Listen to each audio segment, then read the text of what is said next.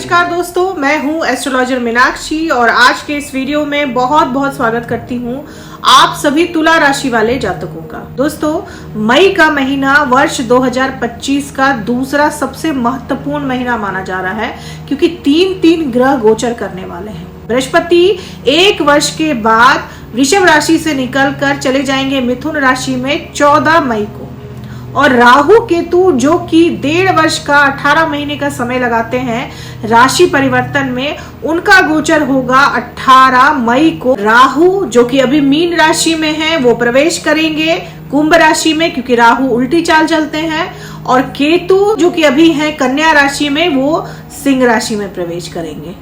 इन तीनों ही ग्रह के गोचर का बहुत ज्यादा प्रभाव देखने को मिलेगा आप सभी तुला राशि वाले जातकों पर। तो इस वीडियो में हम जानेंगे कि वो कौन कौन से बदलाव हैं जो आपको मई के महीने में देखने को मिलेंगे, और साथ ही साथ ये भी जानेंगे कि वो कौन सी रेमेडीज हैं जिसे कर आप अपने जीवन में आ रही कठिनाइयों से छुटकारा पा सकते हैं। सबसे पहले बात करें आपके सेहत की, तो दोस्तों सेहत अप्रैल में आपकी बहुत खराब रही होगी क्योंकि छठे भाव में बहुत सारे ग्रह थे और उनकी दृष्टि आपके छठे भाव को प्रभावित कर रही थी। तो आपके रोग बढ़े होंगे, शारीरिक कष्ट आपके बढ़े होंगे, जिससे आपको 14 अप्रैल के बाद थोड़ी राहत मिली होगी। लेकिन जैसे ही बृहस्पति देव आपके 9वें भाव में गोचर कर जाएंगे 14 मई को, आप अपनी सेहत में बहुत बदलाव देखेंगे क्योंकि बृहस्पति की दृष्टि बहुत शुभ होती है, बहुत अच्छी होती है, और बृहस्पति की 5वीं दृष्टि पड़ेगी आपके लग्न पर, आपके पहले ही भाव पर।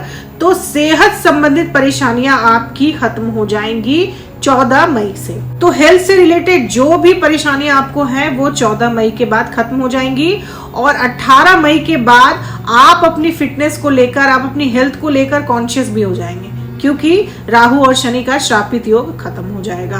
तो मई का महीना सेहत के लिहाज से बहुत ही अच्छा रहने वाला है। सूर्य देव भी आपके 7वें भाव में रहेंगे 15 मई तक। आपके कॉन्फिडेंस में भी इजाफा आएगा, आप अपने आत्मविश्वास में एक अलग तरह का ऑरा देखेंगे, एक अलग तरह का बदलाव देखेंगे क्योंकि सूर्य की रोशनी आपके पहले भाव में पड़ेगी। तो कहीं ना कहीं आपका कॉन्फिडेंस जो है बहुत बढ़ा चढ़ा रह सकता है। अब बात करें आपके करियर की। करियर के लिहाज से भी मई का महीना आपका अच्छा रहेगा, भाग्य का आपको साथ मिलेगा। जो भी परेशानियां आपको आपके जॉब में या फिर आपकी नौकरी में आ रही हैं वो सभी दूर हो सकती हैं क्योंकि बृहस्पति आपके भाग्य भाव में आ जाएंगे। करियर के लिहाज से भी मई का महीना आपका अच्छा है, आपकी जॉब अच्छी रहेगी, अच्छी चलेगी, नौकरी में कोई बड़ी समस्या आपके नहीं रहेगी। छोटी मोटी परेशानियां, भाग दौड़, वर्कलोड रह सकता है, लेकिन कोई बड़ी परेशानी आपको मई के महीने में नहीं रहेगी क्योंकि राहु आपके 5वें भाव में गोचर कर जाएंगे। तो आपके मन को भ्रमित कर सकते हैं कि मैं जॉब स्विच कर लूं, ये जॉब छोड़ के नई जॉब ज्वाइन कर लूं, इस तरह की भ्रम की परिस्थिति राहु बना सकते हैं। लेकिन राहु को कंट्रोल करेंगे बृहस्पति देव क्योंकि बृहस्पति की दृष्टि रहेगी राहु पर। तो मन अगर आपका भ्रमित भी होगा अपने काम को लेकर, आप अगर भ्रमित रहेंगे तो उसमें भी आपकी सहायता करेंगे बृहस्पति देव, आपका मार्गदर्शन करेंगे कि आपको कौन से रास्ते जाना चाहिए। आपको बृहस्पति की एक गाइडेंस मिलेगी, सूर्य का आत्मविश्वास मिलेगा जिसे लेकर आप आगे बढ़ेंगे और आप अपनी नौकरी और व्यापार में तरक्की देख सकते हैं मई के महीने में। पारिवारिक जीवन की बात की जाए तो पारिवारिक जीवन सुखद रह सकता है। आपके परिवार में जो भी छोटी मोटी समस्याएं, डिस्प्यूट वगैरह हैं वो सभी दूर हो सकती हैं 14 मई के बाद। 14 मई के बाद आप अपने परिवार का सहयोग भी देखेंगे, आपका परिवार आपको सहयोग करेगा। जो भी काम आप करते हैं या करना चाह रहे हैं उसमें आपको फैमिली सपोर्ट मिल सकता है क्योंकि अभी तक शनि और राहु के मेल से श्रापित योग बना हुआ था। तो कहीं ना कहीं आपके घर में झगड़े मसले लगे हुए थे, वो सभी दूर हो सकते हैं जैसे ही राहु का गोचर होगा कुंभ राशि में। तो पारिवारिक कलह से भी आपको छुटकारा मिल सकता है। अब बात करें आपके दाम्पत्य जीवन की, आपके मैरिड लाइफ की। आपके 7th हाउस में सूर्य है। तो सूर्य ईगो देते हैं, जिस वजह से आपके और आपके स्पाउस के बीच में लड़ाइयां हो सकती हैं।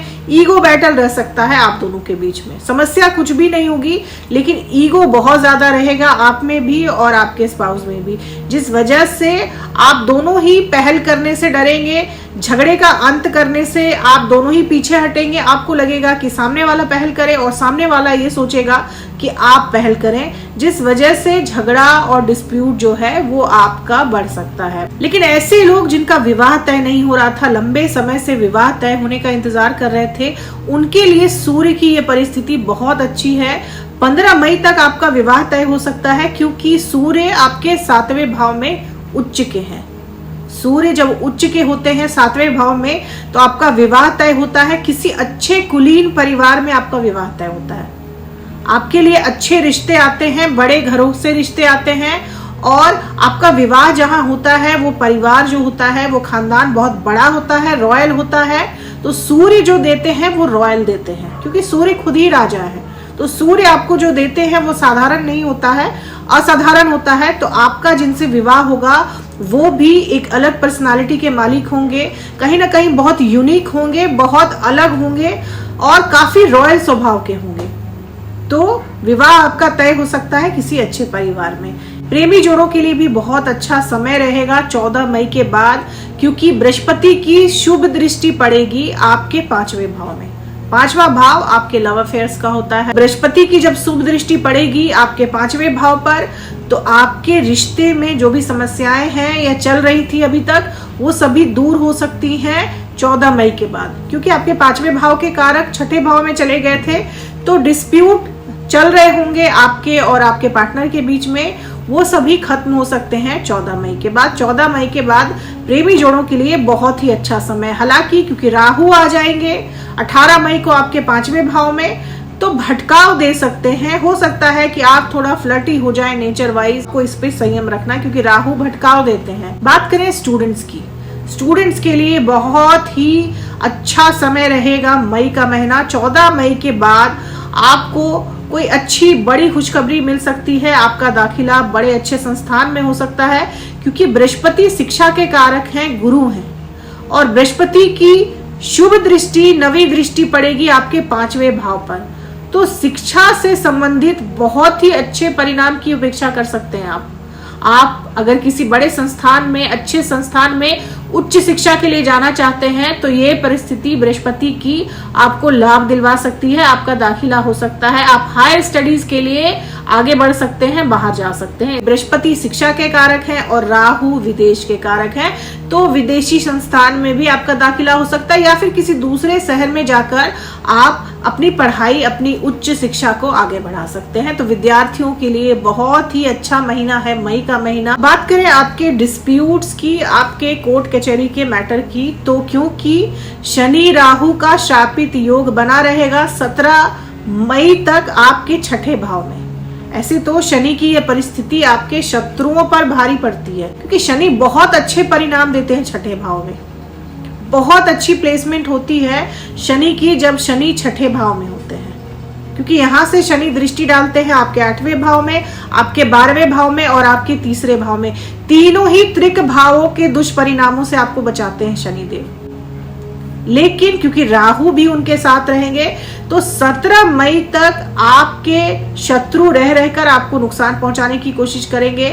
आपका जो भी कोर्ट कचहरी का मामला है वो लंबित हो सकता है 17 मई तक, लेकिन 18 मई के बाद किसी भी डिस्प्यूट में आपका पलड़ा भारी रहेगा। आप उसमें जीत सकते हैं, आपको जीत हासिल हो सकती है। किसी भी तरह के डिस्प्यूट में, लड़ाई झगड़े में आपका पलड़ा भारी रहेगा, क्योंकि शनि यहाँ पर बैठे हुए हैं। शनि की स्थिति बहुत मजबूत है यहाँ पर, तो शनि काफी है आपके शत्रुओं को संभालने के लिए, आपके डिस्प्यूट को संभालने के लिए। व्यापारियों के लिए भी 18 मई के बाद का समय अच्छा रह सकता है। 18 मई तक आपके व्यापार में आपको दिक्कतें आ सकती हैं, परेशानियां आ सकती हैं, लेकिन 18 मई के बाद आप अपने व्यापार में रफ्तार देखेंगे। इसकी पूरी संभावना है, क्योंकि श्रापित योग खत्म हो जाएगा और बृहस्पति की स्थिति शुभ बनी रहेगी।